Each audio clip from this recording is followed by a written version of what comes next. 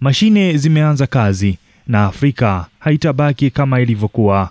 Vumbi liloinuka lilikuwa kama moto wa ishara. Bulldozer, drones za uchunguzi na maelfu ya wafanyakazi walijipanga kwenye eneo kavu katikati ya Burkina Faso na Sahel. Ibrahim Traore, kijana aliyewahi kubezwa na wachambuzi wa magharibi kuwa ni mchanga na mkorofi sana, alisimama akiwa na kofia ya ujenzi na maono makubwa, bara zima likitazama alipofungua rasmi ujenzi wa kile kinachokuwa mfereji mrefu zaidi wa umwagiliaji barani Afrika, mradi mkubwa kiasi cha kufanya mfereji wa Suez Canal uonekane kama mtaro wa bustani. Traore alitazama jangwa hilo na akaona fursa. Mfereji huo hautabeba tu maji, utabeba matumaini. Mpango umeonyesha kwamba mfereji utawapa zaidi ya watu milioni 40 upatikanaji wa umwagiliaji endelevu na maji safi, si ya kunywa tu, bali ya kurudisha uzalishaji wa mpunga, pamba na maembe. Wakulima wadogo waliokuwa wakichimba visima kwa mikono sasa wanaunda vyama vya ushirika, vikisaidiwa na ruzuku za serikali na upatikanaji wa uhakika wa maji na ubunifu wa hali ya juu. Traore halishi watu tu, anaunda uchumi toka ardhini. Ni wakati vyombo vya habari vya magharibi vinamchora kama mwanasiasa wa maneno makali, ukweli ni kwamba anafanya kazi kwa akili kuliko wote. Wahandisi wake ni vijana wa Burkina Faso na wahamiaji wa Kiafrika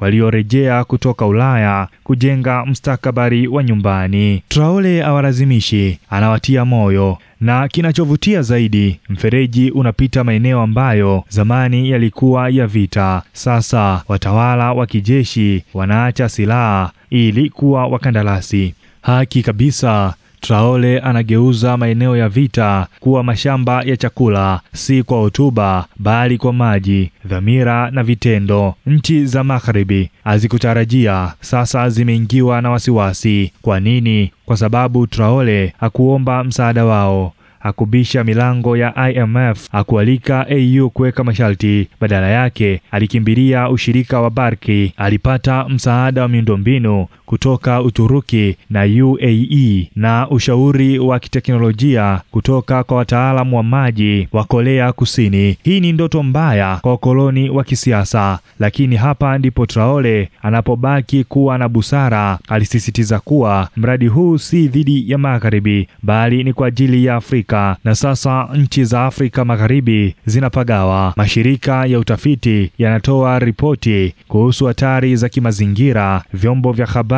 vinaita mradi huu kamari ya kisiasa. Lakini ardhini, hayo yote hayarishi. Familia zinachimba mtalo kwa mikono yao. Shule za mitaa zinaunda mtaala wa umwagiliaji. Vikundi vya wanawake vinadhibiti matanki ya maji ya ushirika. Mfereji huu si bomba tu, ni harakati. Na kinachovutia zaidi ni jinsi Traore anavyokubaliana na wakosoaji. Hajibizani, hatetei, anajenga. Wakati viongozi wa Ulaya wakijadili alama za carbon, Traore anapanda misitu kando ya mfereji. Wakati makampuni ya ushawishi yakilia kuhusu usumbufu wa biashara, anazindua mashamba ya nishati ya jua kusaidia kuendesha mifumo ya maji. Katika dunia ambayo siasa ni mageuzi, Traore ni mageuzi kwa matendo. Anawazidi wote kwa kazi na magharibi, pamoja na tafiti na mikakati yao. Sasa anatazamwa kijana wa miaka 36 akijenga himaya ya kujitegemea. Teknolojia, mila na formula ya Traore. Watu wengi hawajui Traore hakutoa tu agizo la kuchimba mfereji, alibuni mfumo mzima. Mfereji huu si mradi wa fahari binafsi, ni kazi ya kimkakati ya bara. Unatumia vipimo vya maji vinavyofuatiliwa na satellite, mifumo ya umwagiliaji inayoendeshwa na AI na droni za kufuatilia uvujaji au hujuma.